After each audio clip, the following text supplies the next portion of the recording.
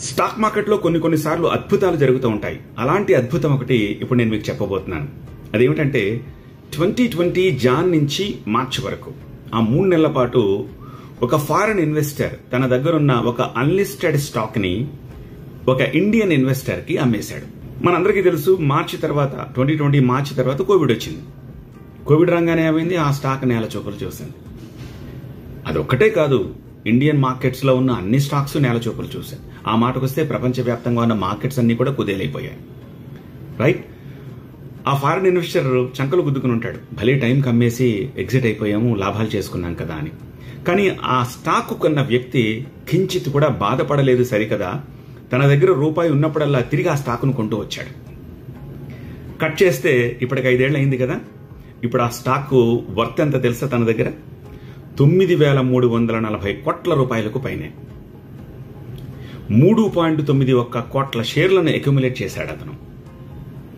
చూడండి, ఒక unlisted stock అయినా సరే రైట్ స్టాక్ కొంటే, సుదీర్ఘకాలం వేచి ఉంటే అది ఇచ్చే రిటర్న్స్ ఎలా ఉంటుందని చెప్పడానికి ఇది ఒక ఉదాహరణ.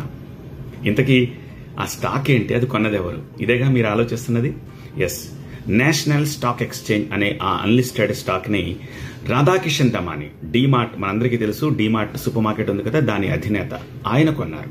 ఇప్పుడు పాయింట్ ఏంటంటే, ఇది సెబీకి ఎన్ఎస్సి లిస్టింగ్ కోసం అప్లై చేసుకుంది. సెబీ ఆల్మోస్ట్ అనుమతులు ఇచ్చేసింది. రేపో మాపో అది లిస్ట్ కాబోతోంది మన ఇండియన్ మార్కెట్స్ లో. బికాజ్ అన్లిస్టెడ్ అన్నాను కదా, ఇప్పుడు లిస్టెడ్ అవుతుంది.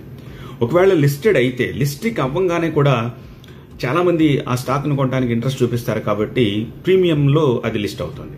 అలా లిస్ట్ అయినప్పుడు సహజంగా ఏం చేస్తూ ఉంటారంటే, అన్లిస్టెడ్ షేర్లు కొన్నవాళ్ళు, అంటే ప్రమోటర్స్, ఎక్కువ శాతం కొన్నవాళ్ళు ముందుగా ఇనీషియల్ గా కొంత లాభాన్ని తీసుకోవడం కోసం వాటిని అమ్మేస్తూ ఉంటారు, కొంత శాతం అయినా సరే.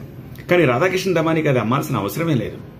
ఎందుకంటే ఈ 9,300 కోట్ల రూపాయల వర్త్ స్టాకు ఈ 1 year లోనే ఆయనకి 350 కోట్ల రూపాయలకు పైగా డివిడెంట్ ఇచ్చింది. ఇక దాన్ని అమ్మాల్సిన అవసరం ఏముంది? పైపెచ్చు భవిష్యత్తులో అది బీఎస్సీ తరహాలో స్టాక్ స్ప్లిట్ అవ్వడము, బోనస్లు రావడము, డివిడెంట్లు ఇవ్వడము, ఇలా చేసుకుంటూ పోతూ ఉంటే అది 10ంతలు అయిపోయే అవకాశం కూడా ఉంది. సో ఒక right stock, even if it is unlisted, మంచి స్టాక్ను కొని సుదీర్ఘకాలం వేచి ఉంటే అది ఇచ్చే ఫలితాలు ఎలా ఉంటాయి చెప్పడానికి ఇదే ఒక ఉదాహరణ.